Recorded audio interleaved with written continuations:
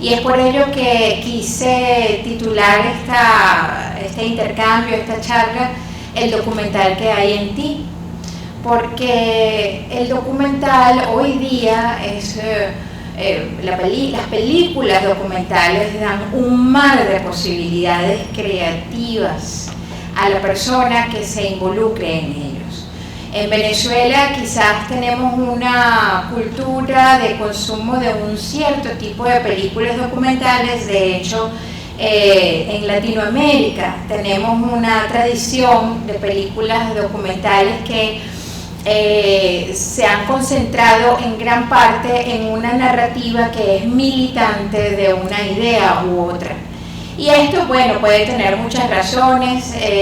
Una de esas razones puede ser que el continente completo se ha visto en la necesidad de protestar, de defenderse, de buscar su propia identidad en las distintas culturas. Y es así como han salido películas fundacionales como La Hora de los Hornos, que si bien no es, o sea, es una narrativa militante que tuvo un gran impacto. La Batalla de Chile, de hecho, es en el ámbito documental un pilar, porque causó un gran impacto en el mundo en su momento, y se las recomiendo revisarla. Tiene varias partes esta película y narrativamente es maravillosa. Patricio Guzmán siguió en esa misma línea de pensamiento y ha sido muy prolífico en su narrativa y en su obra. Y comienzo por aquí porque en mi caso yo he tratado de olvidar esa tradición y he tratado de olvidar la tradición del cine documental venezolano, que aprecio mucho.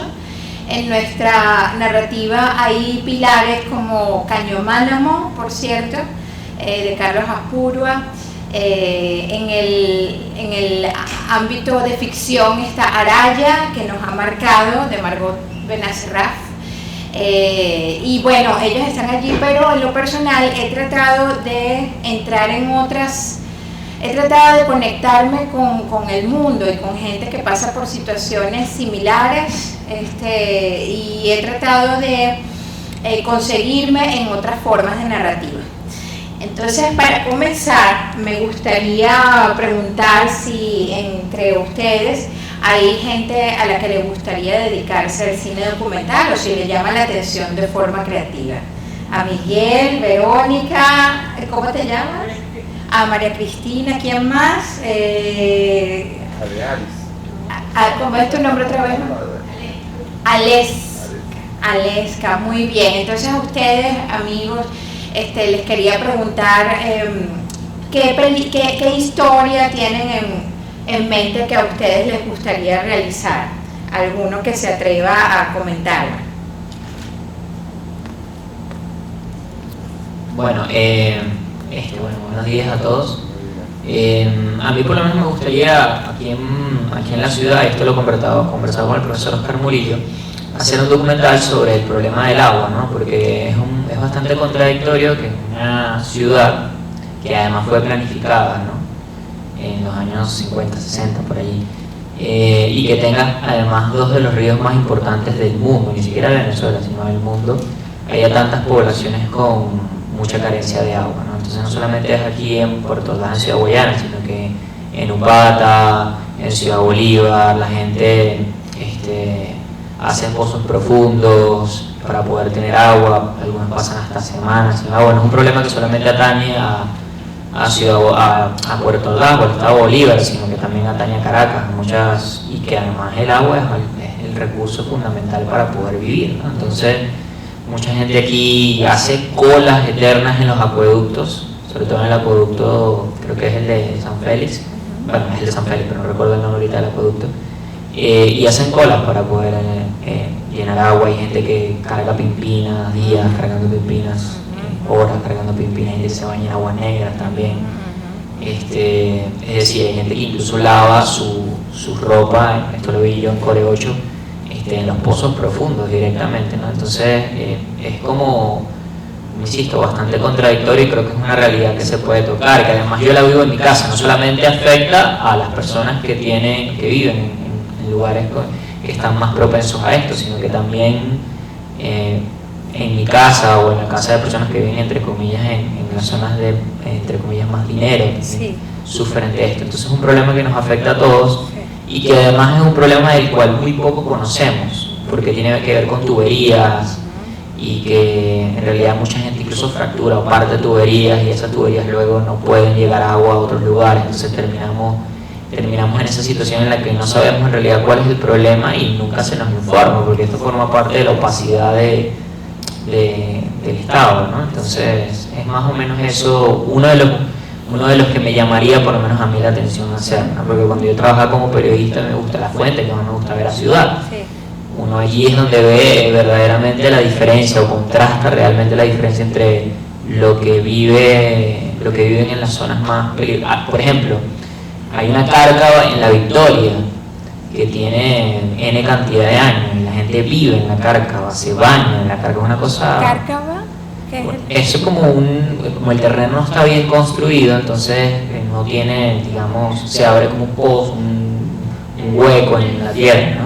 Tiene una filtración de agua que empieza a erosionar la parte de abajo, entonces tienes por ejemplo, el asfalto y abajo del asfalto hay un hueco, entonces se abre ese hueco y cuando ves es súper profundo porque ya toda la base se... Ya, ese es Cárcava. Y esas cárcavas no están solamente en zonas de riesgo, incluso mismo en Castillito o aquí en el centro de Puerto Ordaz hay cárcavas, ¿no? Sí, Entonces sí. es algo bien terrible que incluso los mismos ingenieros, algunos dicen y especulan que la ciudad no está del todo bien Sí. hecha, ¿no? Como se plantea. Entonces bueno, eso es más o menos lo que a mí por lo menos me llamaría la atención hacer acá, tanto en Ciudad Guayana como en todo el estado Bolívar afecta, ¿no? Bien, entonces, ya que eres conejillo de Indias, te propongo un ejercicio. Me metí en un Un ejercicio. Este relato que me encanta, me parece absolutamente pertinente. Si lo pudieses resumir en 2 palabras y que una de esas palabras hablen de emoción, ¿cuáles serían esas 2 palabras? Esto es trampa, me tienes que dejar pensar. No, dale sin pensar, esa es la Resumir en idea. 2 palabras. Así como que esto es como que cuando estás entre la espada y la pared, usted tiene que responder. No sé, planificación deshecha, algo así. Vale. Me encanta planificación deshecha. Entonces yo voy a aprovechar esta charla y este día de hoy para que así no sea su intención como participante el hacer cine documental, pero sí quería dirigir esta charla a hablar de dirección de discurso, dirección de narrativa. Años en los que la criminalidad estaba realmente desatada. Entonces, a hacer mi ex esposo, bueno, él vivió varios de estos eventos, incluyendo un secuestro exprés familiar. Y bueno, al final de estos varios eventos consigo yo un día afeitándose la cabeza y 2 días después me dijo que dónde podía conseguir un arma, para comprar un arma. En ese momento yo me dije, no, esto ya llegó a nivel de locura, aquí tenemos que buscar la manera de cambiar esto, y sus padres nos propusieron, vénganse para Viena, que es donde ellos viven, y aquí nosotros los apoyamos. La ciudad de Viena, además que es socialista, por cierto, de gobierno socialista, tiene bastantes sistemas de subsidio, y entonces nos resultaba hasta más económico vivir en Viena que vivir en la Caracas del año 2012, y es así como nos fuimos con la idea de levantar a nuestro hijo. En esta ciudad hay este edificio. Es bastante común en el arte de Viena que ellos usan el baño de oro para sus obras, y una de las obras más conocidas, más iconográficas, es El Beso, ese judíos, que luego terminó en el exterminio de 6 millones de judíos en el tiempo del Holocausto. Bueno, grandes contradicciones, ¿no? Y lo remarco porque Creo que situaciones así como las que vivimos en Venezuela, de grandes contradicciones, de gran crisis moral, espiritual, económica, etc., son muy ricos y requieren del arte para que reflexione sobre esto. Entonces, Klimt vivió ese tiempo y ellos hicieron un grupo, que ese grupo dijo: nosotros no queremos seguir con los cánones de estética europeos hasta el momento. Eso es romper con una tradición muy fuerte, muy dominante, y empezaron a hacer un arte que rompía con ello. Y si ustedes pueden, revisen el arte de Gustav Klimt, el arte de Egon Schiele en particular. Creo que es interesante para cualquiera porque él busca la belleza en cosas que hasta el momento no eran consideradas bellas, y hace escenas eróticas y qué sé yo, que también no era tan usual, escenas eróticas vistas abiertamente, y pintaba, dibujaba de una manera que rompía con lo que había establecido hasta el momento, y en lo personal lo considero bastante inspirador. Bueno, el cuento es que ellos en este grupo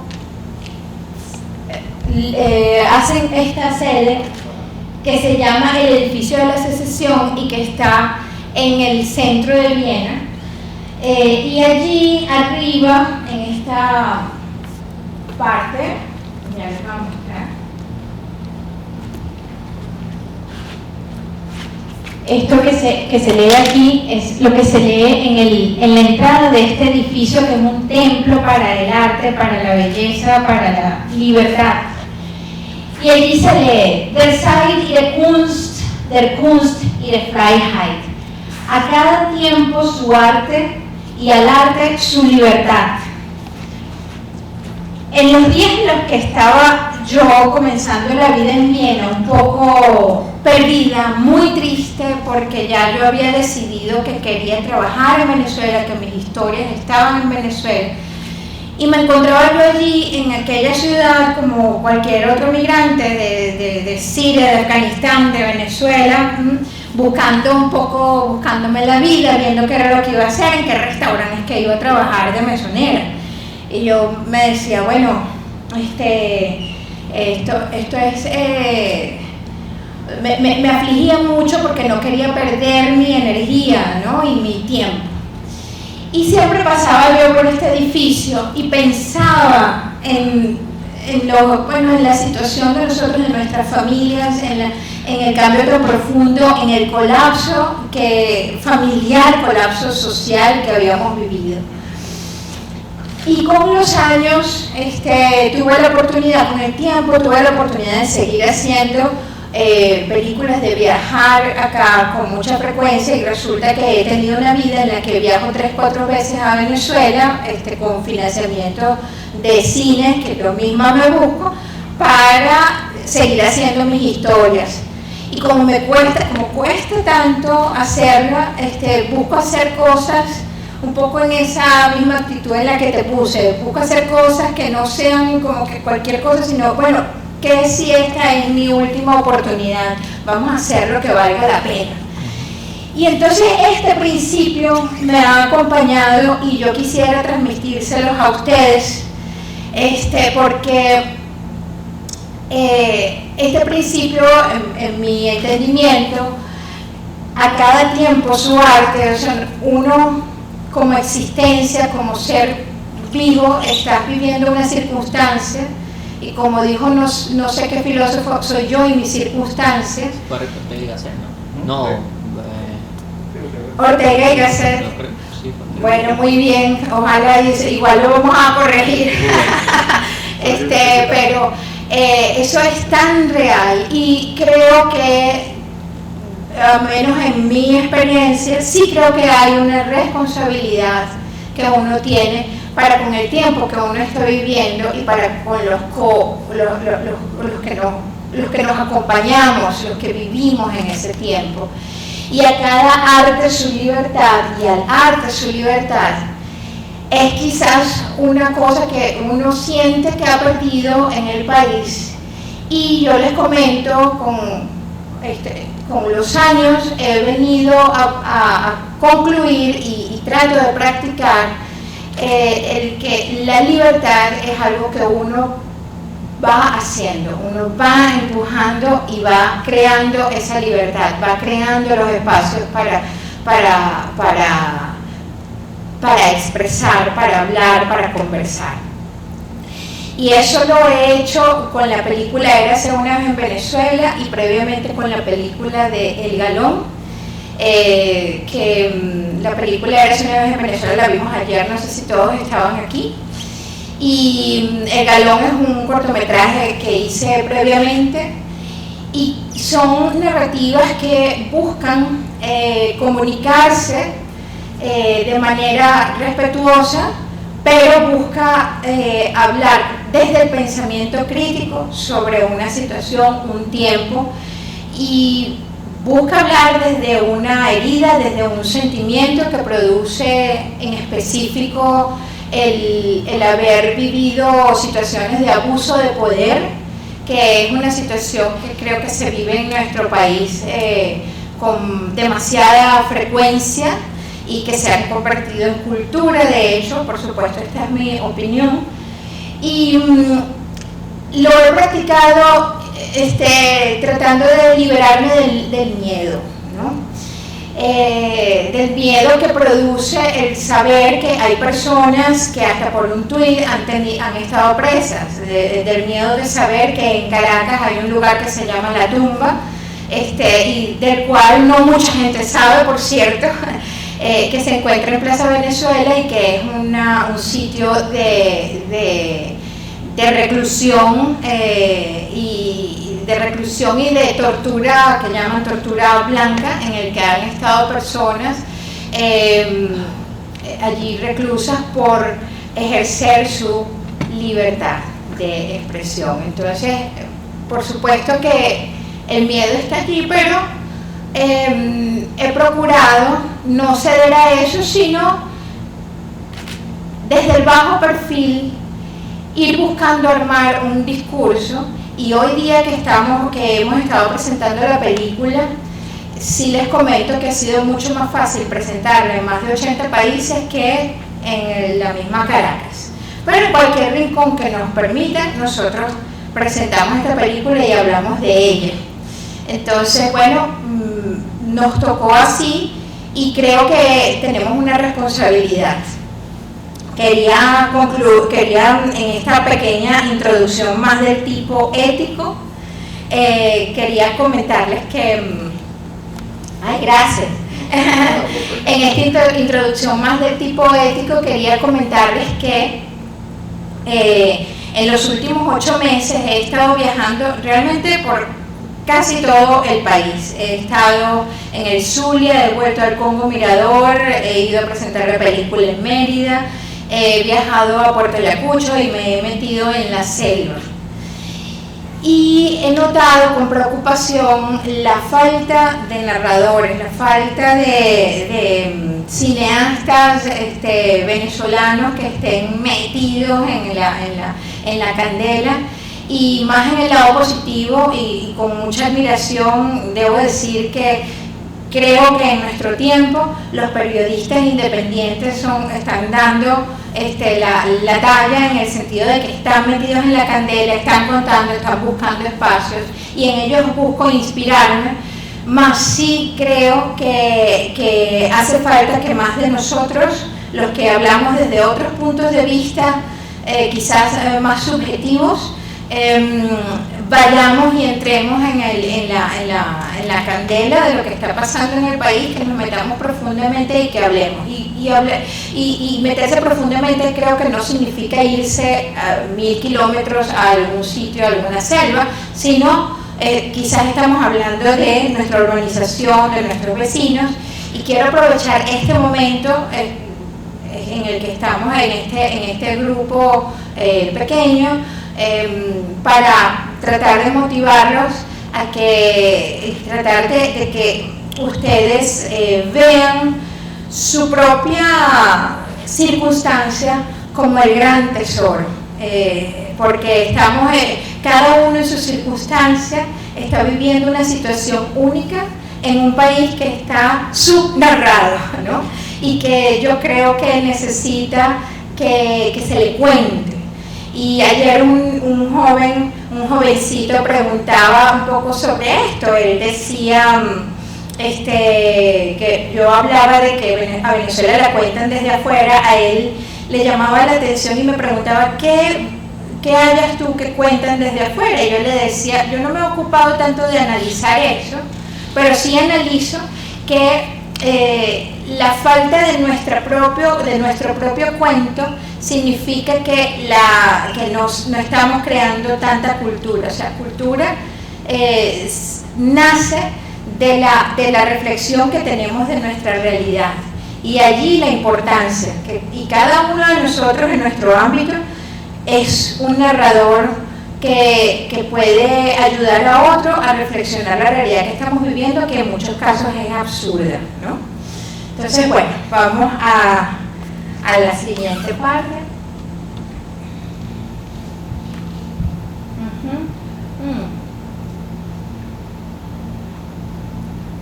En mi caso he procurado suscribirme al cine, tengo la convicción profunda de que el cine es arte. Y desde allí estoy tratando de funcionar, y es lo que quisiera transmitirles a ustedes. Todo lo que ustedes van a ver aquí es netamente mi opinión a raíz de una experiencia. No es algo a adoptar, es algo que yo comparto con ustedes. En mi opinión, ¿qué hace una película arte? Pongo estas dos imágenes de El acorazado de Potemkin, dirigido por Eisenstein en el año 1925 en Rusia. Estas escaleras se encuentran en la ciudad de Odessa, hoy Ucrania, y esto al lado es un detalle de lo que ocurre de la masacre que hubo en estas escaleras. ¿Alguien conoce esta película? Sí. ¿Sí? Bueno, en la clase de cine documental sería bueno. ¿La conoces también? Ah, claro, hace mucho tiempo. Claro, bueno, desde el punto de vista de artesanía, Einstein es el gran maestro del montaje. El gran maestro del montaje, vale mucho la pena estudiarlo, ver sus películas y analizar cómo él genera significado con juxtaposición de imágenes que a veces son contrastantes, pero bueno, eso es tema eso es otro tema. Sin embargo, traigo la ciudad de Ucrania porque bueno, están pasando por lo que están pasando en este momento. Por cierto, así como decir ustedes o yo misma he conocido a varios cineastas que hoy día están metidos en la candela y que en algunos de sus casos tienen que ir con un arma hoy día porque la población que ha decidido quedarse está peleando.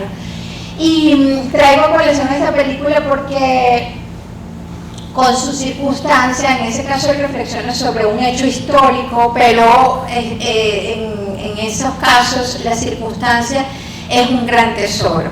Nosotros con esta historia del agua, por ejemplo, podríamos hacer una gran película como lo fue El acorazado de Potemkin. Nadie nos está parando de hacerlo y no se necesita gran cantidad de dinero, solo sí se necesita es reflexión sobre qué hace íconos, ¿no? Íconos. En su caso, él selecciona esta escalera que él la inmortalizó con esta película.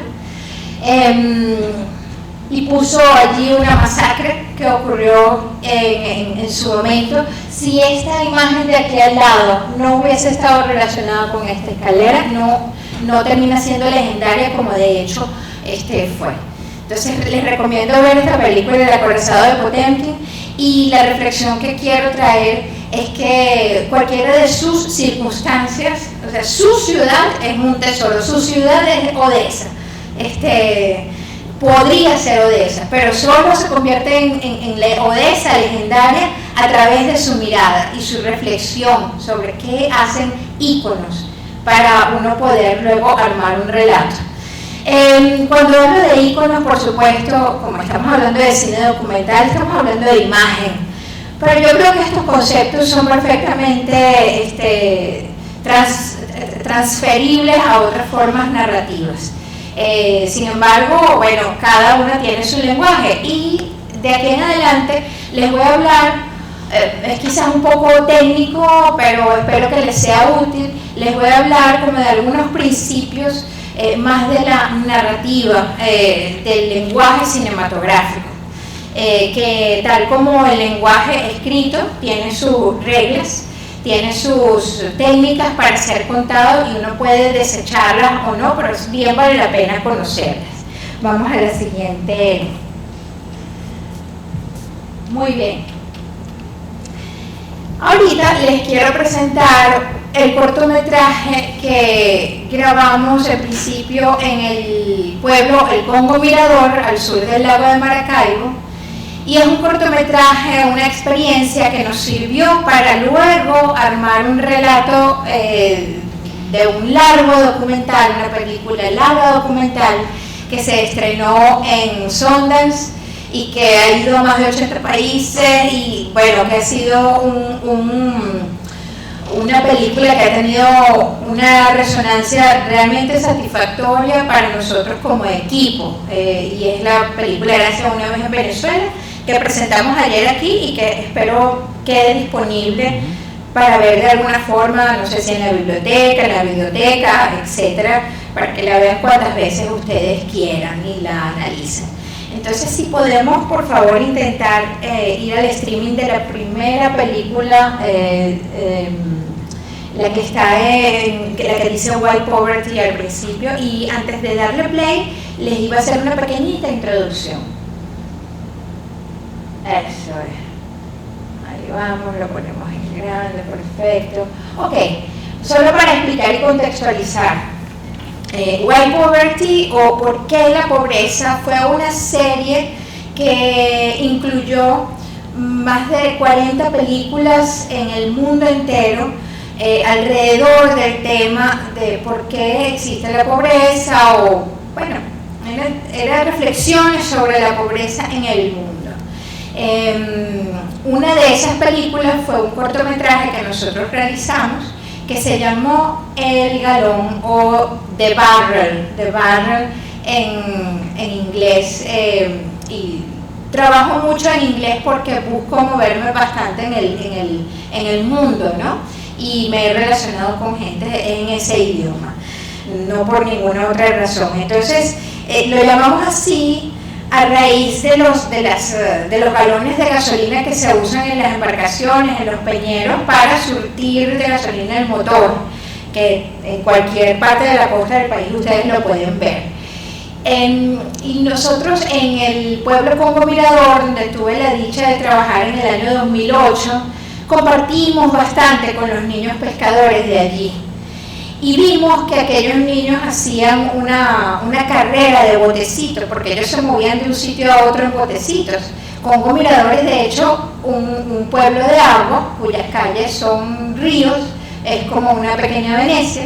Y entonces estos muchachitos van de un lado a otro en esos barquitos que ellos mismos hacen con los galones de gasolina que han sido desechados porque tienen un hueco o algo así. Esos tienden a romperse por el sol inclemente del lago de Maracaibo. Entonces,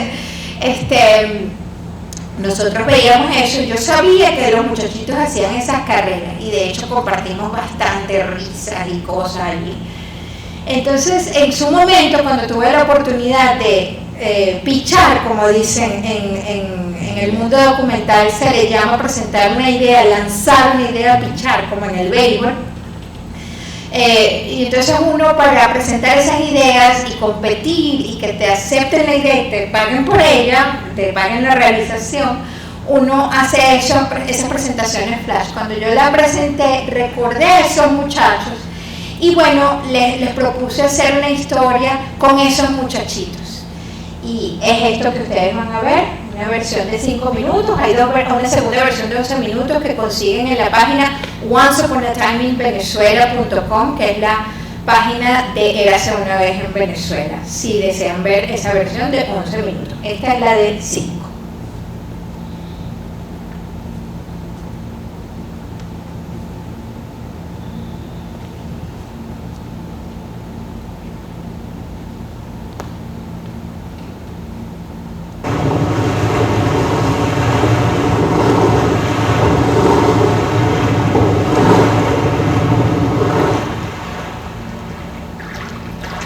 Nos cambiamos de lugar de pesca porque las cuerdas venían llenas de petróleo. Pescábamos en la planchada y ahora en la Punta del Sur. Aprendí a pescar con mi papá cuando tenía 11 años. Ahora estamos echando la mañanita para la Punta del Sur y levantamos a las 1, a las 2.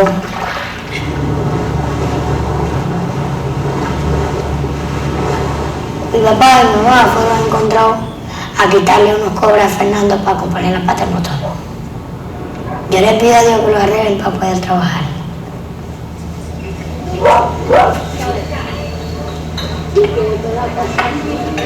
Yo tengo 7 hermanos. Pollito, Yoleli, Negrito, Angelito, Yoleidi, Payita y yo. Yo me llamo Luis David.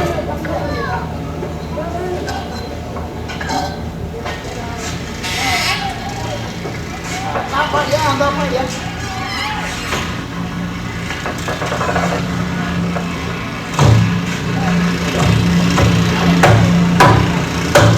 Todos van para la cadena. Al gatico le prestaron un pote. Esos potes lo usan para echar gasolina para los motores. Venga para que me ayude. Venga para que me ayude que tire. Yo tenía un pote y se lo abrió bueno. Se lo hicieron los hermanos míos. Cuando llegué y lo vi, me alcé.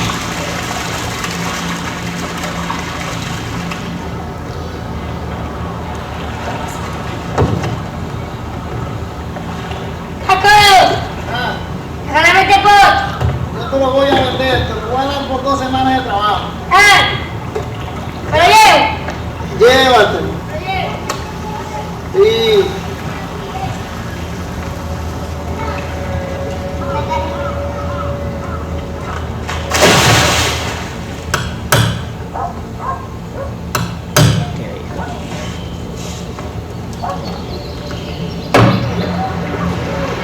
Fui a la escuela como 5 veces, 6. No fui más porque no me gustaba. No me gusta la escuela.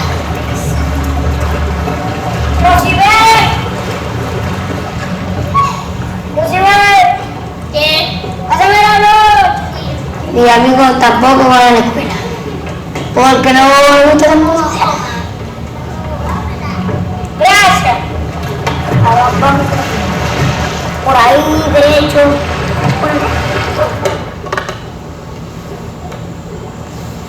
El pollito es más lento, que siempre queda de último. El gatico es más o menos de rápido. Y el negrito que me gana a mí. Y yo a veces le gano. No sé si voy a ganar. No sé si perder o ganar. Ojalá mi mamá y mi papá lleguen a tiempo para la carrera. A mi mamá le encanta ver.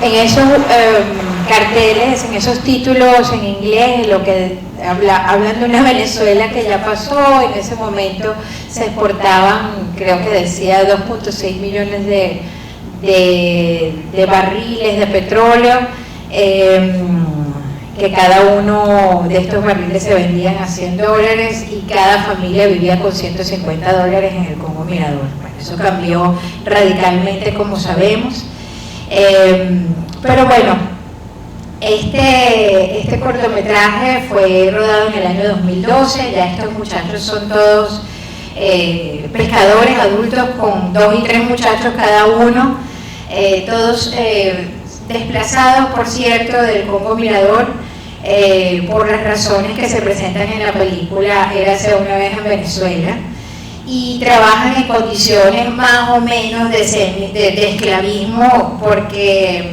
ocurre en el lago de Maracaibo que cuando trabajas para alguien que es dueño de embarcaciones, de maquinarias, etcétera, lo que pasa es que no te pagan, sino que te dan de repente un espacio para vivir en unas casas bastante precarias y te dan tu, así tipo bolsa club o bolsas de comida para que te mantengas. Y de hecho, de los 6 hermanitos, una, Georgelis, no llegó a sus 15 años, casi llega a sus 15 años, pero no pudo por una tuberculosis.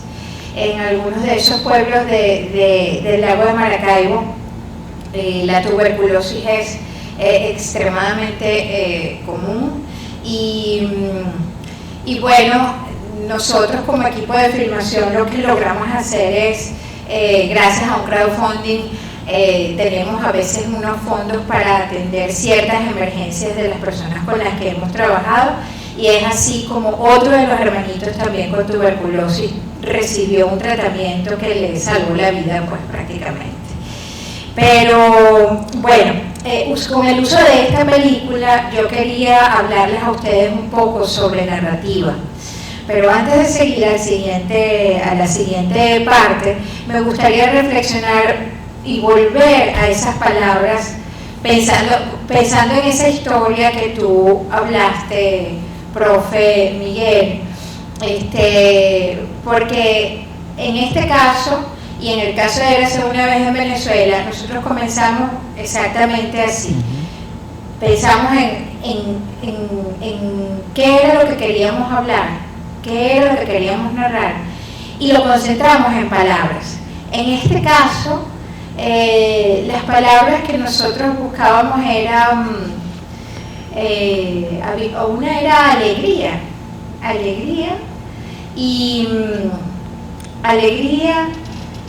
y petróleo, realmente era alegría y barril, esa era un poco la cosa, ¿no? Alegría y barril, y buscábamos con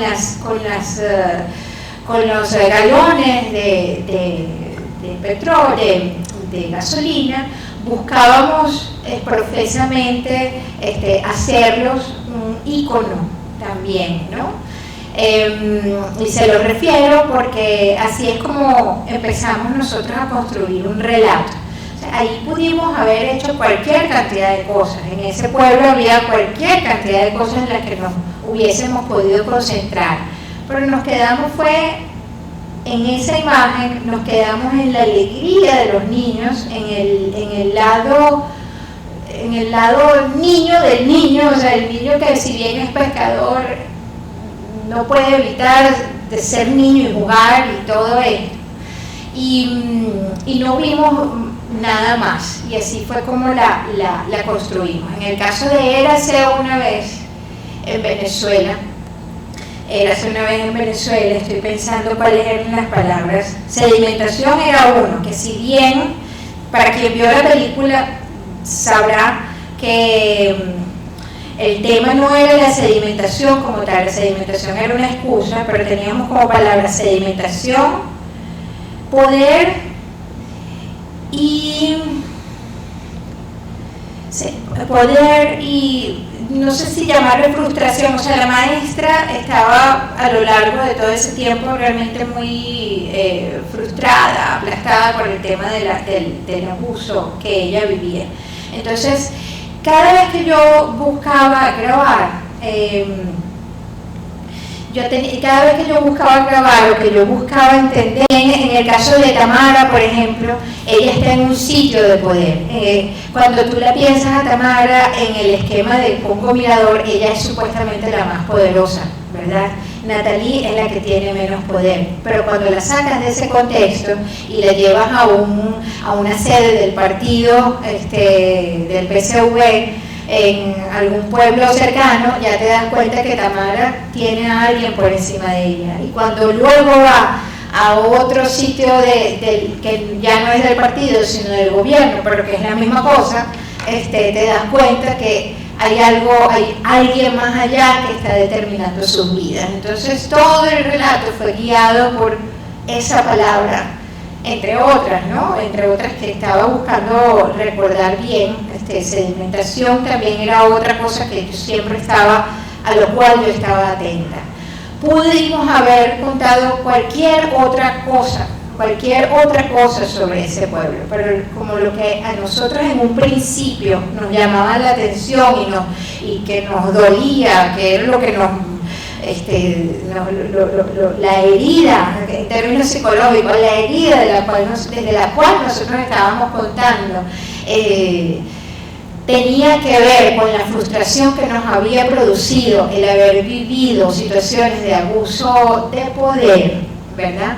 Entonces nosotros nos basamos en esa palabra, ¿no? Entonces por eso quería un poco cerrar la idea e ir a ese punto de que todo comienza en una experiencia, en cómo yo reflexiono la experiencia. Ese cómo yo reflexiono la experiencia se traduce en cómo yo lo cuento en un simple relato, y en esas palabras nosotros podemos extraer, destilar en el sumum de 2, 3 palabras, podemos destilar una dirección, o sea, hacia dónde es que nosotros vamos a ir como documentalistas, hacia dónde nosotros siempre tenemos que volver. Este aprendizaje viene de un tipo de cine documental al que se le ha llamado cinema verité, o en castellano también se le llama cine observacional. Entonces, esto viene de una tradición que fundan unos cineastas ingleses, yo creo que hacia el 40, eso yo no lo he investigado bien, pero es toda una corriente de cómo hacer películas documentales. En Latinoamérica no tenemos mucho de este tipo de cine, pero yo le llegué a esto gracias a haber asistido a muchos festivales de cine documental, particularmente al festival del IDFA. IDFA en inglés traducido significa Instituto de Cine Documental de Ámsterdam. Ayer yo lo mencioné y yo les sugiero a todos los que quieran dedicarse a esto o por lo menos probar narrar desde el cine documental, yo les recomiendo investigar sobre el IDFA.nl, así lo consiguen en el internet. Por favor revísenlo, porque este es un instituto de cine que ellos convocan para competir por fondos que se dan a películas que se narran en Asia, en África y en Latinoamérica, hecho por cineastas de estos continentes. Allí, en el Festival de IDFA, he tenido oportunidad de ver películas de todas partes del mundo, Afganistán, países que realmente están en situaciones mucho peores de las que de las que hemos vivido nosotros, sin disminuir lo que se ha vivido en este país, pero que son países que están de hecho en guerra por muchos años. Y a mí me impresionó en particular una película que se llamó The Last Train Home, el último tren a casa, que hace un cineasta chino llamado Li Fan. Es un tipo contemporáneo a mí, y en esta película él sigue a una familia china que, como millones de familias chinas, se han visto en la obligación de separarse porque los padres trabajan en el otro lado de China y se tienen que trasladar en estos trenes solo se ven 2 veces al año. Una de esas veces al año que se ven es en el nuevo año chino, y entonces la historia se basa en una de esas veces en la que los padres van a visitar a los hijos al otro lado del país. Por eso se llama The Last Train Home.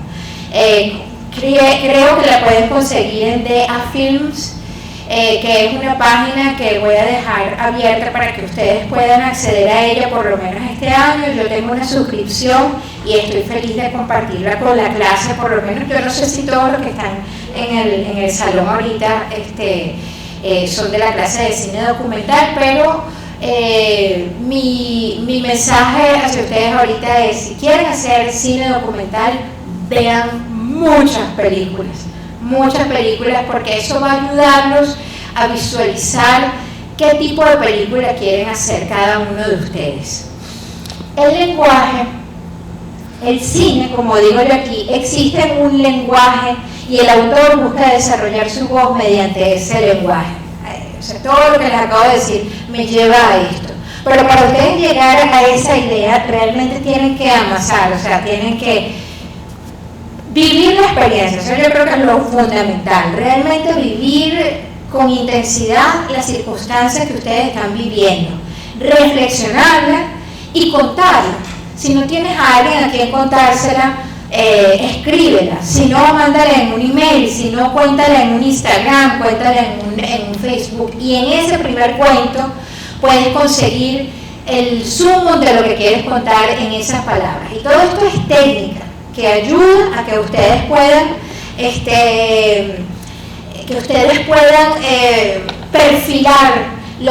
perfilar su pensamiento, ¿verdad? Entonces, de las palabras ustedes pueden pasar a la imagen y al sonido, que es lo que las palabras del cine son: sonido e imagen, y la combinación de estos dos. Esa es la materia con la que ustedes están trabajando. Entonces, si pueden pasar en este mundo en el que estamos llenos de imágenes, si pueden pasar a reflexionar estas experiencias que ustedes tienen en imágenes, poco a poco ustedes van a ir perfilando su propio lenguaje. Y si ustedes tienen realmente ganas y la convicción y determinación que se necesita para hacer cine documental, porque esto realmente es un oficio, pero para monjes zen prácticamente, para ninjas, porque es bastante difícil.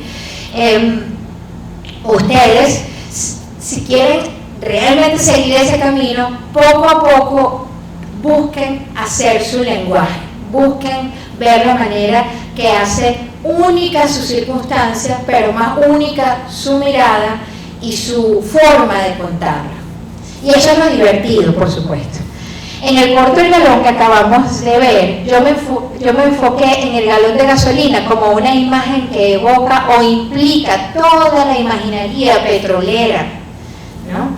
Se me olvidaba decirles que cuando voy por primera vez al lago de Maracaibo, voy por un impulso que han tenido muchos artistas venezolanos, que es tratar de entender qué ha pasado con nuestra sociedad, cómo afecta a nuestra sociedad el hecho de haber sido por tantos años exclusivamente extractores de petróleo, un país minero, y yo creo que eso es bastante pertinente a esta ciudad. ¿Qué ha significado para nuestra ciudad haber sido un país petrolero por tantos años, ¿no? Uno tiende a no reflexionar eso, pero ahora que nos faltan tantas cosas que tuvimos en años de ostentosidad en este país, yo creo que ahora podemos entender que estábamos viviendo una situación, ¿verdad?, cuya raíz estaba en el hecho de que éramos un país extractor. ¿Y qué significa ser un país extractor de petróleo? En un sistema, en una humanidad que se fundamenta en el petróleo. Es algo que nosotros podemos reflexionar, y todo eso era lo que a mí me estaba quemando por dentro, y eso le ha ocurrido a muchos artistas venezolanos. Sin ir más allá, hay un cineasta llamado Jacobo Penso que ha hecho una filmografía bien interesante, basada en esa idea, en esa pregunta. Entonces, a partir de esa imagen que me llamó la atención, la del galón de la gasolina, no solo a mí, sino a los colegas de mi equipo, hicimos un recuento de nuestras observaciones en una comunidad llamada Congo Mirador, y elegimos un evento que expresaba y simbolizaba una realidad mayor y más compleja. Todo esto que les acabo de decir es búsqueda del lenguaje. Al nosotros elegir esa carrera, esos niños, esa imagen, estamos buscando hablar de algo más allá de ese galón, más allá del niño pescador que no tiene juguetes o que tiene que hacer sus juguetes a partir de los desechos. A pesar de estar nadando literalmente en petróleo, bueno, estos son niños realmente que van de su cuenta. Están en manos de Dios, literalmente, y bajo la protección del cielo divino, pero nada más. O sea, son gente muy vulnerable, como quizás estamos muchos, quizás no los que estudiamos, los que estamos en esta burbuja de la universidad, gracias a Dios bien protegidos, pero la mayoría de gente en este país vive en una vulnerabilidad tremenda. Y así viven estos niños, pero nosotros no nos queríamos quedar en el relato de ellos nada más. Nosotros estábamos hablando de algo mayor y buscando crear preguntas en la audiencia. No solo en la audiencia venezolana, por cierto, sino estábamos buscando hablar desde Venezuela al mundo, ¿no? Vamos por favor a la siguiente. Bueno, antes de entrar aquí quería preguntar quería abrir el espacio si tienen algún comentario, algunas preguntas.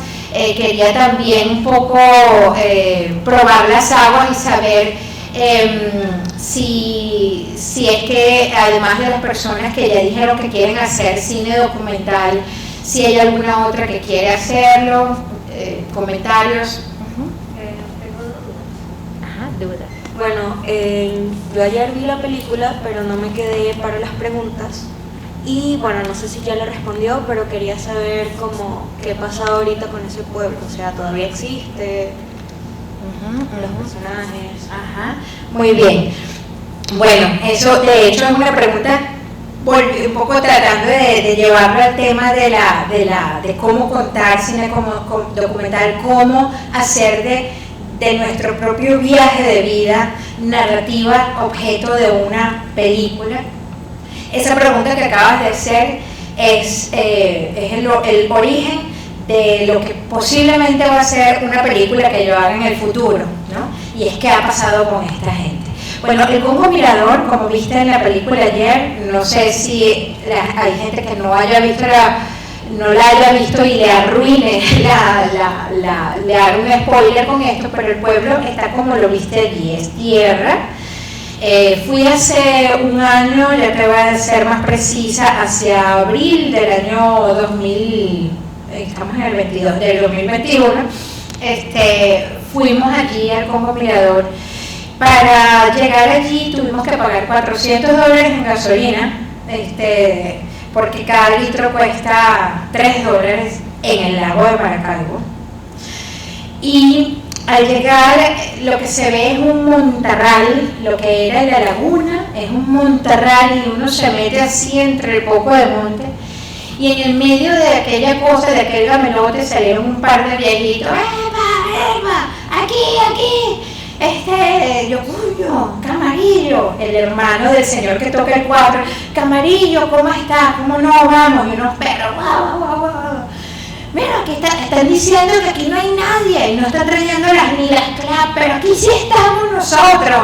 Yo, bien, Camarillo, vamos. Nos mete y constatamos que habían 3 familias todavía. La mayoría de las casas están saqueadas. La casa de Tamara está cerrada y han saqueado bastante allí.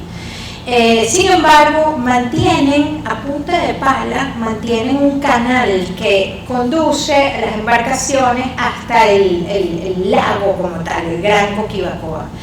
Y yo le preguntaba a un señor jefe de la familia más grande que tiene, el señor tenía hijos, nietos y bisnietos, o sea, era el familión.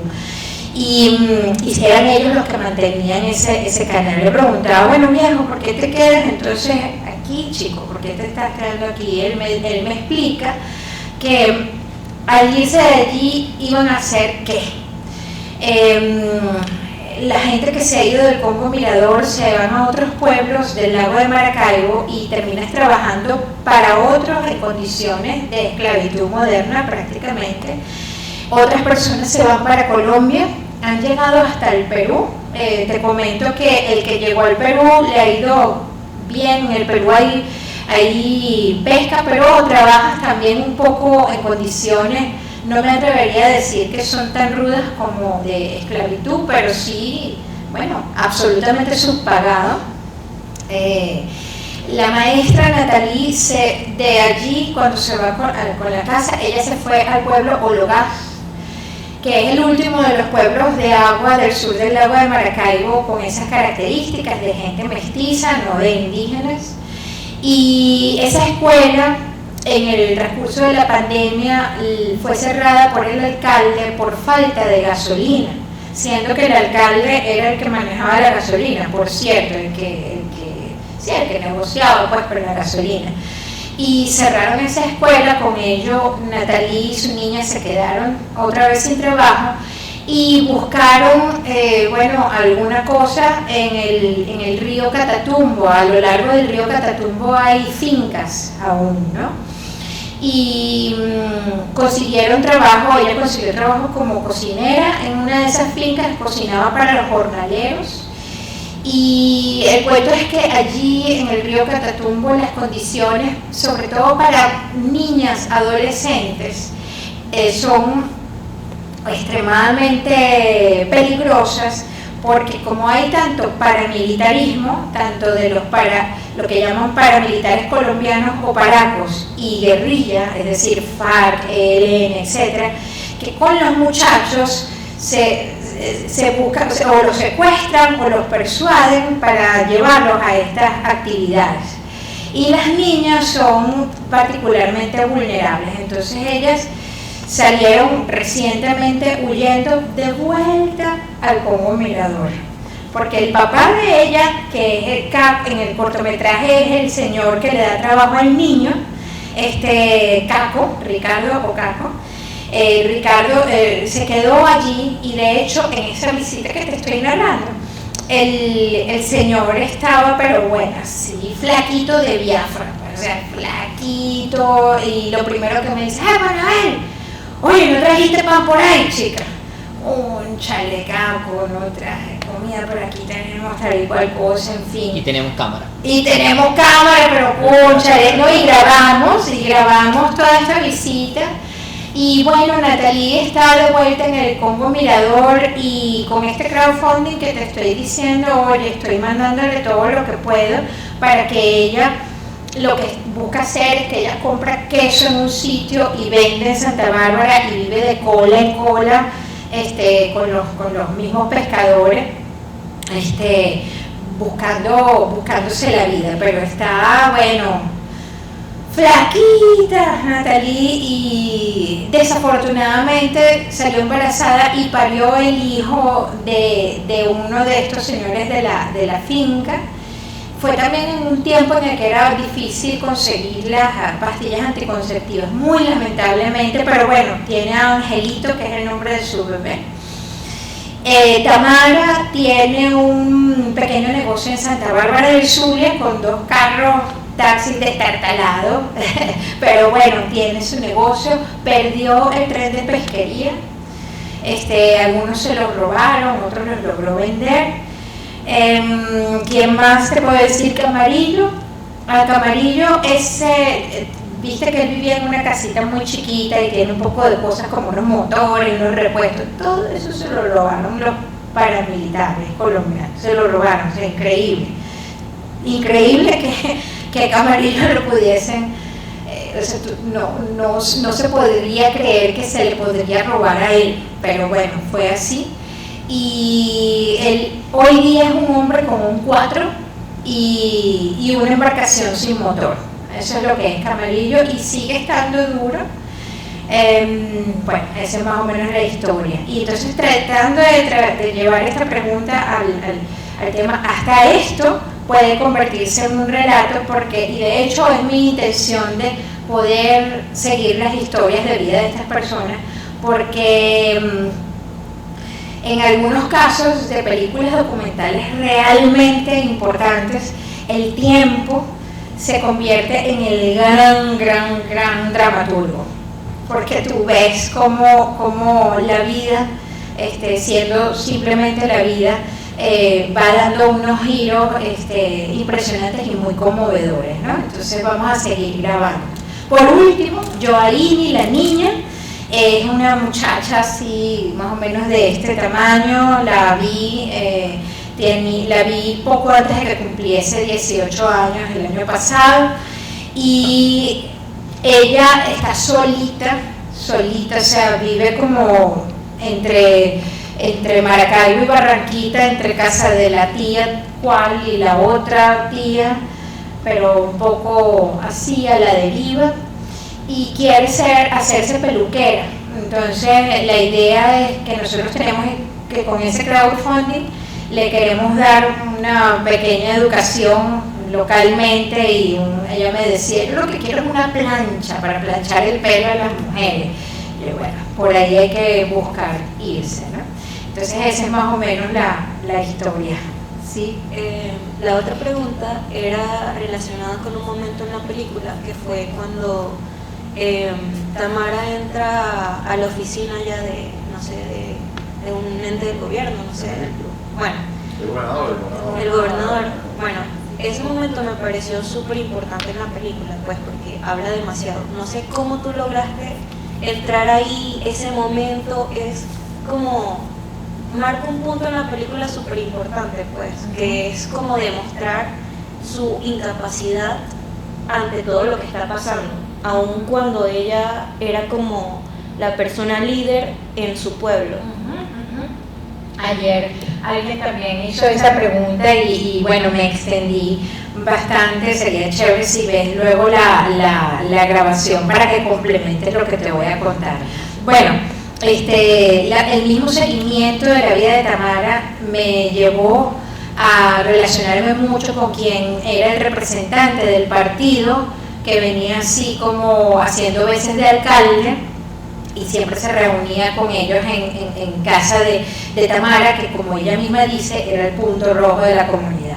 Entonces, allí nos enteramos que el gobernador hacía un evento de comunicación con las comunidades, y esto lo usaba para la propaganda, digamos, de la gobernación, y supimos que había una oportunidad de que la gente del Congo Mirador llegara allí, e hicimos todo alrededor de eso para poder no solo hacer eso realidad, sino para que nosotros pudiésemos asistir sin problema. Igual, te insisto, puedes verlo con calma en las respuestas de las preguntas que hicieron ayer y que se van a publicar, ¿verdad?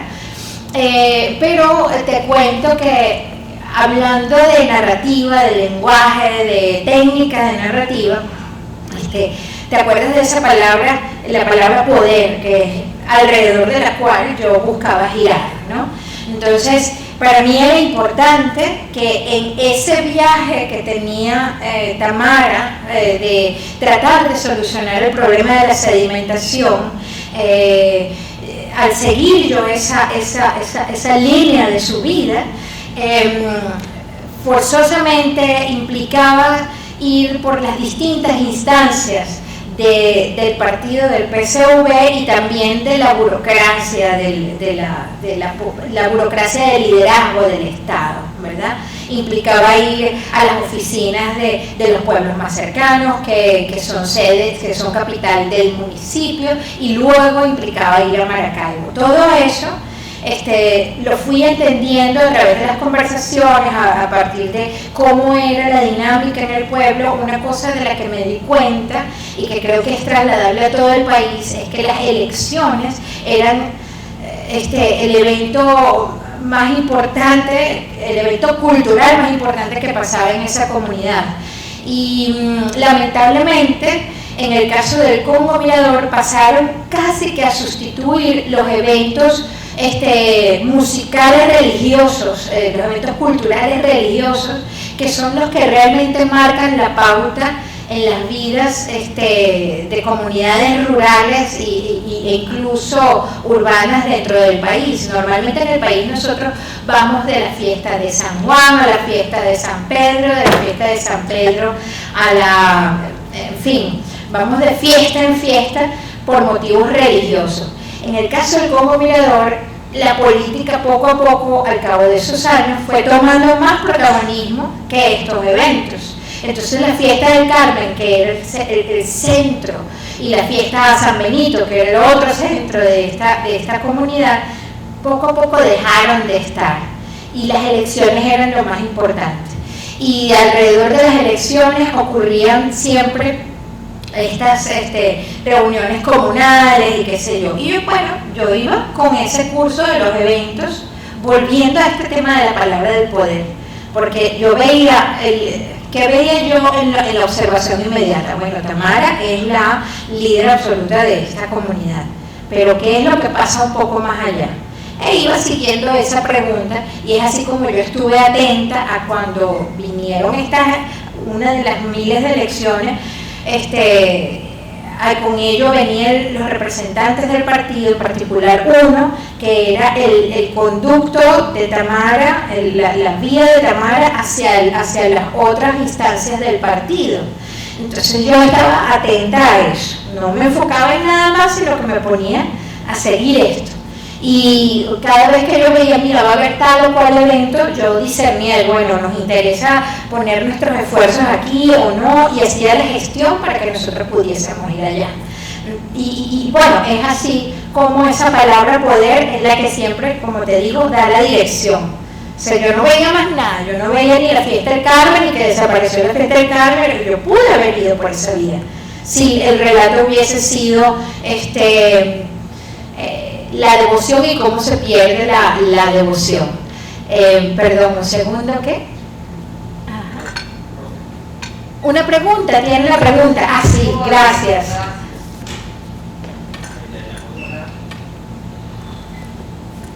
Hola. La primera pregunta es, ¿cuántas personas conformaron el equipo de trabajo para este corto de 5 minutos? Fuimos 5 personas, más como decir en total 10 personas, porque por lo menos 5 personas del pueblo nos ayudaron. ¿Cuánto material desechas para obtener 5 minutos más o menos? Mira, no he sacado esa cuenta, pero es algo así como 10 a 1. Pero cualquier número que te diga es pura invención.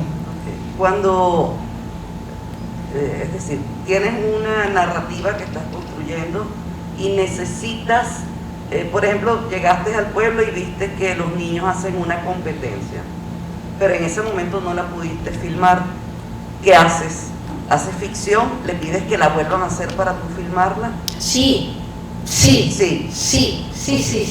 La recrea. O sea, no fue este el caso, pero sí hubo unos acuerdos previos, como a ver, para llegar a esto, como dinámica de trabajo, de realización, le comento que hicimos talleres con los chavos. Hicimos talleres de arte, ¿no? Y de dibujo y qué sé yo, y realmente nos metimos en la pandilla, ¿sabes? Sí, no, hay un proceso previo, pero sí, si hubiese sido necesario lo hubiese hecho. Sí, digo esa escena por cualquier otra, pero no fue eso. Claro. ¿Hay que conducir tú de alguna manera la realización de la imagen que necesitas para contar la historia? Sí. No sé si vio la película ayer, si no, creo que va a estar disponible aquí. Hay una parte en la que el señor Luis Guillermo Camarillo, quien toca el 4, él va a donde está un barco, el Vapor Venezuela, que está enterrado en la selva. Esa fue una fantasía que que tuvimos desde el comienzo de nuestra dinámica allí en Congo Mirador, pero no eran $1000, había que realmente pensarlo, planificarlo, etcétera, etcétera. Entonces el deseo estaba allí de ir a ver ese barco una vez más, porque él lo había visto cuando tenía 10 años y el señor en ese momento tenía 86. Entonces eso lo tuvimos que inducir, preparar. La visita al gobernador, por ejemplo, surgió un poco como lo estaba narrando aquí, en la planchada, como ellos llaman, de la casa de Tamara, se habló de la posibilidad. Ahí mismo yo apliqué, yo dije, sí, ¿y cómo es eso? ¿Y qué hay que hacer? Y entonces lo produjimos, hicimos, o sea, empujamos para que aquello se realizara y además hicimos había un procedimiento para tener permiso de filmar allí. Entonces, bueno, todo eso se preparó, sí. Continuamos, sí, vale. Ok, entonces, vamos un poco a la siguiente parte. Sobre todo, esto es sobre todo para las personas que quieren hacer sus propias películas documentales. Dirigir películas en general implica ver muchísimas películas, implica analizarlas y reflexionar sobre nuestro tiempo.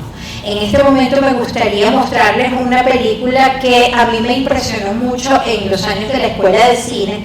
Está en inglés, yo lamento un poco eso, pero van a tener que, imaginarse un poco lo que dicen. Sin embargo, lo que ocurre en este corto,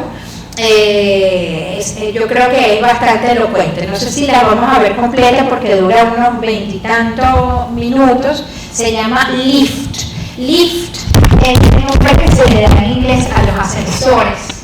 Y Mark Isaac, que es el realizador de esta película, decide hacer algo desde el ascensor de su edificio en Londres. Y era impresionante porque desde ese ascensor él logra un poco hablar del mundo prácticamente. Por supuesto, Londres es una ciudad cosmopolita, de verdad, y consigue, desde un venezolano hasta un mongolés, y facilito. Aquí no sé si se ven tanto las nacionalidades, pero se ve un sentido del mundo. Y estoy tratando de ver cuánto dura la película porque creo que 24. Vamos a darle play a unos primeros minutos. Con esto yo lo que quiero es darles a ustedes una sensación, ¿verdad?, de que todo puede ser objeto de un relato. O sea, lo importante está entre la experiencia, qué emoción me produce a mí tal experiencia. Por eso la recomendación que les hice de vivir intensamente cada momento, y en ese espacio es que se produce lo que llaman técnicamente la mirada, pero que puede convertirse en un relato. En este caso es algo tan simple como la vida en un ascensor. Vamos a darle play unos 5 o 7 minutos.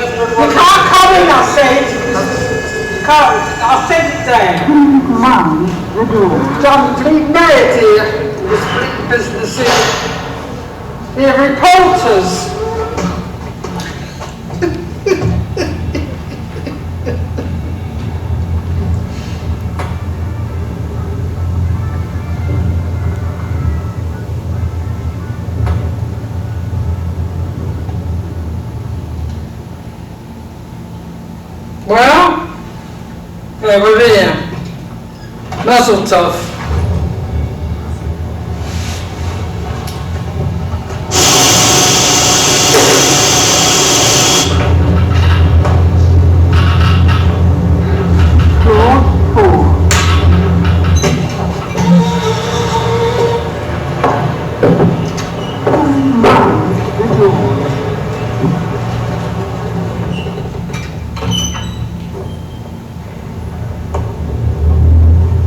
People speak to each other in this lift very much.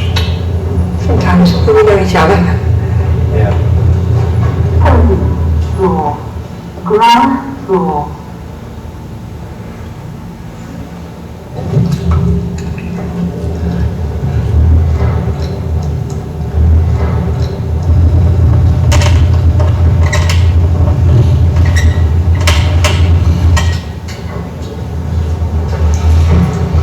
We got a sauna and jacuzzi in the flat. You know, just the basics. I really enjoy it. It seems to be a really nice flat. Sorry, excuse me? Got a sauna and jacuzzi in the flat. It may seem unbelievable in this block, but there's the old flat ones were really nice. Have you had a few too many beers tonight? I've had a few because I quit my job yesterday. I'm going to be starting a new job in a couple of weeks. I'll be like celebrating tonight.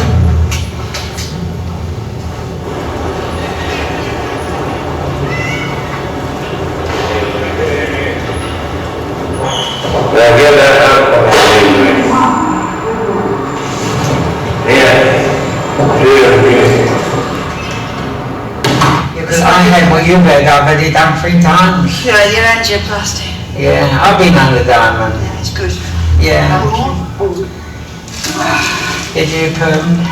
No, I just had it cut the last week. I had it permed ages ago. I had it cut them. I'll see you there.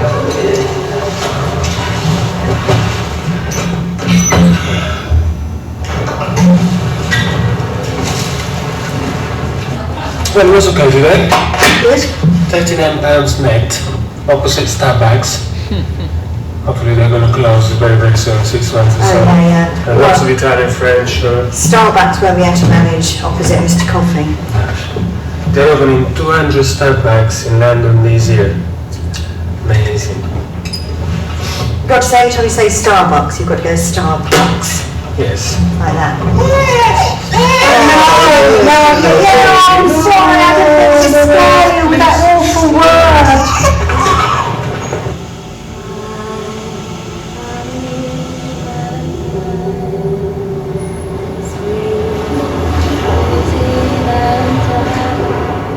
Where are you going to now? Going to see my wife. To see who? My wife. Your wife? Yeah, well, it's another word for a girlfriend. You're in love? Yeah.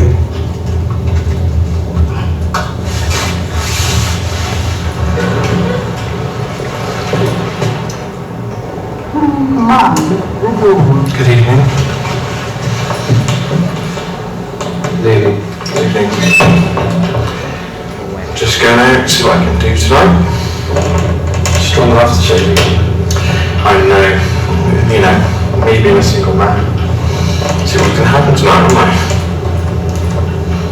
You know, see what's going around in London tonight. Might as well forget it.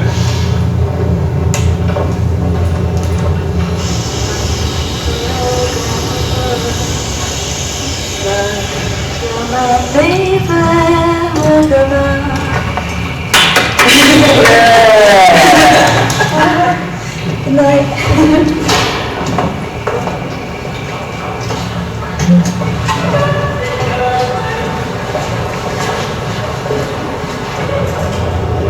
How are you? You alright? Yeah, you want to eat something? Pardon? You like to eat something? I want to give banana. Banana would be nice. Yeah? Banana. Banana. Okay. Take it. Alright? Thank you. Thank you very much. Moje żaby i moje żaby. Dzień dobry, wyjść. You're right. Lily, do you remember when you first moved to the block? It's 26 years ago, God reckon that what year. Do you remember what it was like? It was paradise. There I got sores from upstairs, drilling and banging. You see the shit around here. I can't get out of here, it means I've got to go an old age home. That's where I end up. It's the world's worst here. Yeah. Checking out on where Peligro.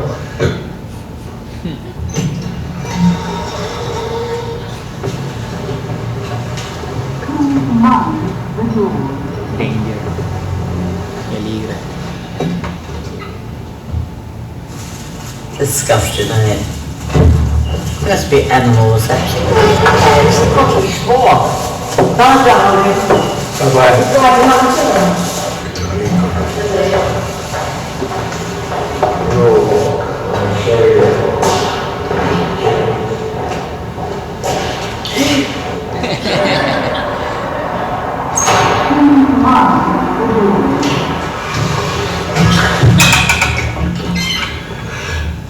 I didn't pull. I am very hammered now. I've had a good night though. I just had a curry in Brick Lane. Brilliant curry. I've enjoyed myself tonight. Hopefully it's only even better tomorrow.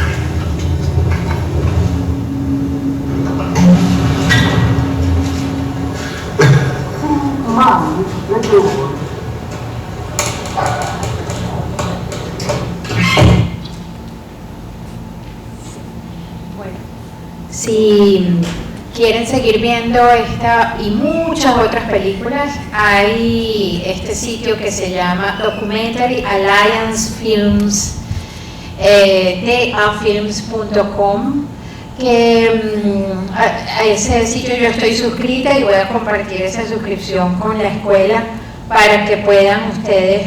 Me encanta la idea de compartir eso con ustedes. Es un banco de películas documentales del mundo realmente increíble. Para los que hablen inglés quizás es más fácil porque los subtítulos están en inglés. Sin embargo, así no se entienda, yo recomiendo mucho simplemente ver.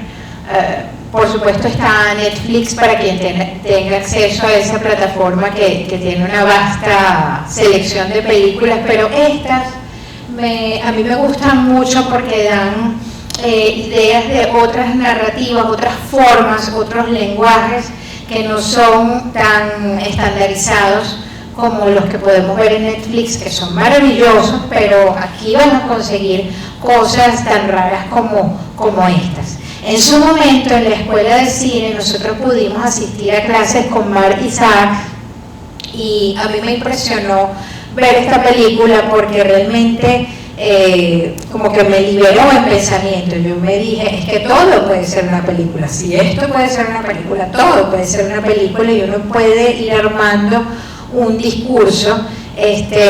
Solo lo que realmente hace la diferencia es la reflexión que uno va haciendo con respecto a la experiencia vivida. En su caso, en este caso, a través hasta el tema de la multietnicidad, ¿no? Pero también del clasismo en una sociedad como la sociedad de Londres, en la que si bien es cosmopolita, hay temas de racismo, etcétera, y llama mucho la atención porque ellos viven en estas estructuras, bueno, son grandes edificios que en mi opinión son como máquinas de hacer locos realmente, porque la gente vive en espacios pequeños, no se conocen los unos a los otros, o sea, ese fenómeno. Y con los años sabrán ustedes que un edificio similar así en Londres se quemó completamente. Allí murió mucha gente, etcétera, hace unos poquiticos años. Yo creo que no fue durante la pandemia, creo yo que ocurrió. Y allí vivían gente de bajos recursos, sobre todo gente negra.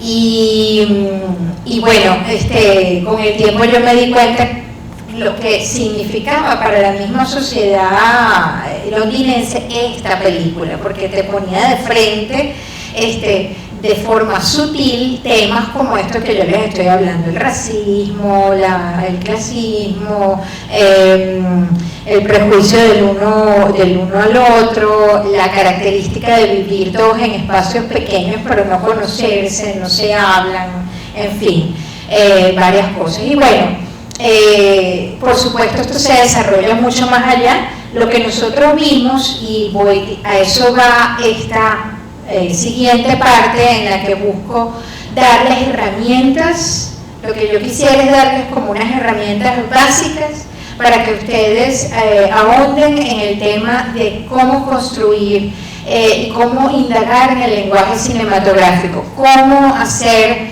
estructuras narrativas. Hasta este punto nosotros estamos en lo que llamamos el primer acto, o la presentación de los personajes y la presentación de lo que nosotros queremos hablar. En términos narrativos le llaman a esto el conflicto, pero no necesariamente tiene que haber un conflicto enorme, sino tiene que haber, o sea, hay una pregunta, un dilema que se presenta. Entonces ustedes allí van a ver en esta primera parte, así como en la primera parte de El Galón, hay una presentación de las personas a las que nosotros vamos a ver, y hay una presentación de un dilema, de una pregunta que es la que va a desenvolverse en el resto de la película. Vamos a la... Iba a hacer un comentario, sí, como, no sé, filosófico, pero algo así.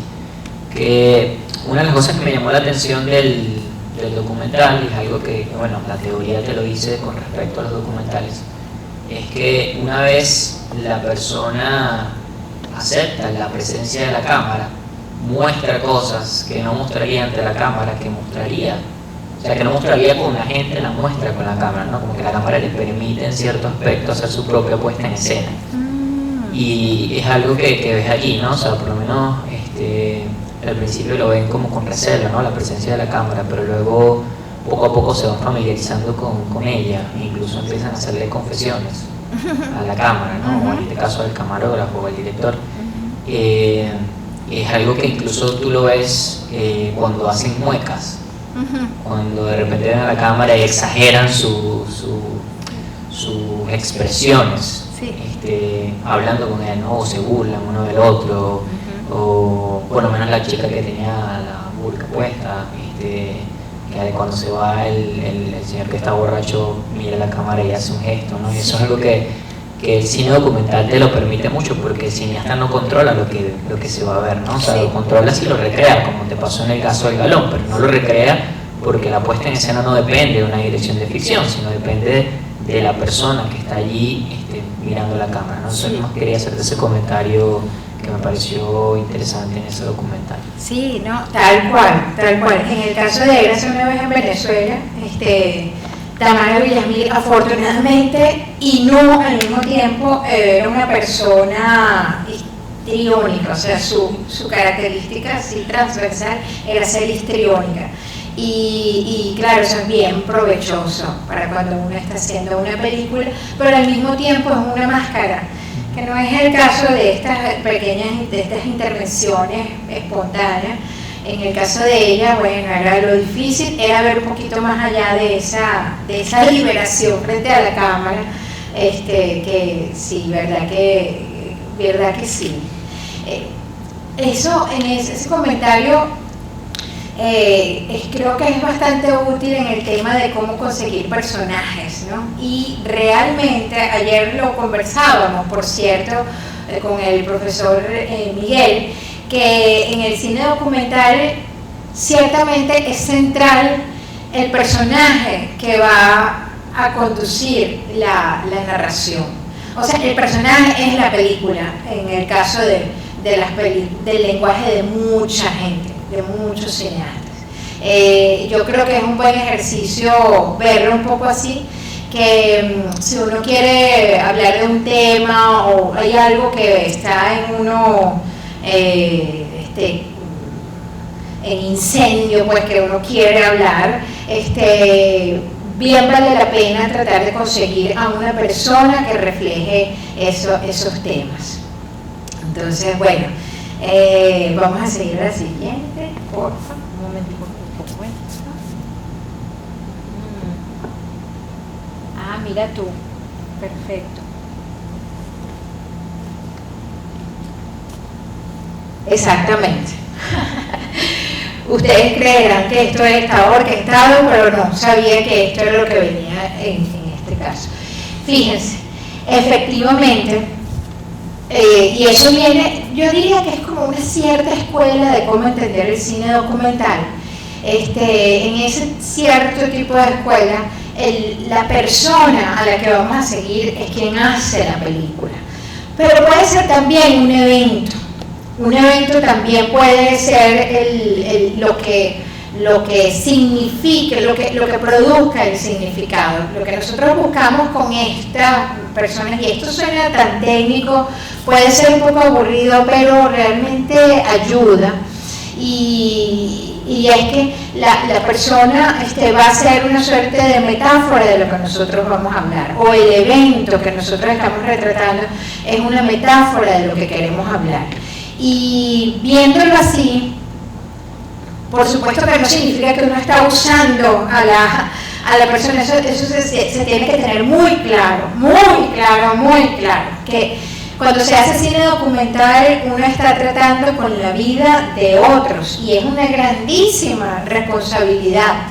Y es una responsabilidad desde el primer momento en el que esa persona está poniendo la confianza de su presencia, de mostrarte su presencia, de mostrarte su vida, y es una confianza que estrictamente no se debe cuidar como la vida de uno mismo. Y yo creo que eso aplica hasta para personas que son criminales, de verdad, o personas que uno considera que son malos por una razón u otra. En mi caso, si a mí se me diera el sueño de poder hacer una película de Maduro, yo lo voy a tratar a él con el mismo cuidado que traté al Catire, a Luis David, que es el protagonista del corto El Galón. Entonces eso sí quería que quedara muy claro, que en mi caso yo creo que la gran dificultad, la gran responsabilidad del cine documental es que uno está tratando con la vida de otra persona, ¿no? Y bueno, eso hay que cuidarlo como una tacita de plata o como quien cuida su propia vida. En ese sentido, ayer yo les comentaba, y voy a permitirme este inciso, en el caso de las películas venezolanas, de las historias venezolanas, por lo general uno trata con temas y con personas que están en situaciones vulnerables y que necesitan mucho apoyo. No porque uno viva en una situación protegida, como es el caso de esta sala tan bonita, de este campus tan bonito, no significa que la verdad es que la gran mayoría están en situaciones muy vulnerables. Entonces vale la pena que, así uno esté haciendo un corto para la universidad, uno busque una organización o un grupo de gente o individuos que tengan una aproximación al objeto, a la persona, a eso que nosotros estamos retratando, pero desde el punto de vista social o de apoyo. Si nosotros vamos a trabajar con niños, por ejemplo, que es quizás el ejemplo, la situación más delicada, vale muchísimo la pena buscar quién dentro de la misma comunidad, dentro de la misma ciudad, quién está buscando apoyar a esos niños. Y si no existe, bueno, hay que buscar a individuos o a alguien que nos ayude a que esa película que nosotros vamos a hacer y que posiblemente pongamos en el YouTube o en cualquier otra red o en la red de la universidad, tenga un impacto que eventualmente apoye a ese muchacho o a esa muchacha o la persona con la que nosotros estamos trabajando. Eso nosotros, por ejemplo, yo en Érase una vez en Venezuela no lo hice desde un principio y lo aprendí pues de la manera más ruda, y es el haberme dado cuenta en el transcurso de la comunicación de la película que esto no estaba aportando directamente a la gente del Congo Mirador de la manera en la que yo pensé idealistamente que iba a ocurrir. No, eso realmente hay que irlo pensando, irlo planificando, hay que irlo produciendo, pues. Yo les aconsejo a ustedes que hagan eso, así no sean cortos, así sean unas crónicas u otras formas narrativas. Cónchale, yo creo que eso es bien importante porque al final estamos hablando de la vida de esta gente, ¿no? Bueno, pero volviendo al aspecto más técnico, viéndolo como narradores, la persona que nosotros retratamos es la película en la escuela de la que yo vengo. Hay muchas otras formas de narrar y ustedes van a poder explorarlo en esa plataforma de DEA Films. Muchas otras formas de narrar que no son centradas en un personaje. Pero así no tengas un personaje, así tú hagas una película sobre el viento, que de hecho hay un cortometraje llamado El Viento, que es un cortometraje húngaro, ganador de, yo creo que hasta se ganó un Oscar o un premio Cannes, una película realmente de alto nivel. Así tú hagas una película sobre el viento, tú ves a ese viento como un personaje finalmente, o sea, lo vas narrando de una manera emocional. Y de allí está un poco el tema de que el personaje es quien lleva la historia, porque es que nos va llevando en emoción. Y eso quería transmitirlo a ustedes, que sea cual sea la historia, va llevando una emoción que va evolucionando. Y en las películas de mayor vuelo, esta emoción está muy relacionada con un sentido quizás más místico, y son películas que realmente tocan altos niveles de arte. Por ejemplo, hay un autor llamado Tarkovsky, que ha sido la inspiración de media cinematografía, de historia del cine en Latinoamérica. Es un autor ruso, cuyas películas de una forma u otra siempre tocaban el lado místico, el lado espiritual, el aspecto espiritual de sus personajes o del ser humano, ¿no? Entonces, esa es un poco la razón por la cual el personaje va llevando la historia y es la metáfora de nuestra historia. En el caso de la película El Galón, es el catire, y el evento central es esta carrera de botecitos que hacen, y ya yo les expliqué un poco las razones por las cuales nosotros elegimos esos dos. Nosotros elegimos el catire porque era el niño que más naturalmente quería estar frente a la cámara, por cierto. Era el niño que además tiene, y eso es algo que ustedes pueden experimentar por su lado, hay gente que tiene un magnetismo y tú no sabes por qué. Hay gente que tú pones en una fotografía, en un video, puede ser una imagen de grupo, y hay gente a la cual a ti se te va la atención, hacia la cual se te va la atención. Y eso hay que atenderlo. En mi caso, eso es lo que yo atiendo para yo centrarme en alguien. Oye, esto me gusta, yo quiero saber más de esta persona, yo quiero, en el caso del catire era un niño simpático, brillante, pícaro. A mí me encantaba esa cosa pícara del catire, y hasta el sol de hoy, que es un joven pescador, ya tiene 2 hijos y tal, conserva esa misma picardía y esa misma chispa de niño, a pesar de tener una vida muy dura y un trabajo muy duro como lo es el ser pescador en el lago de Maracaibo. Entonces, ese es el criterio que yo he usado para ir hacia una persona, pero los criterios dependen de cada uno de ustedes.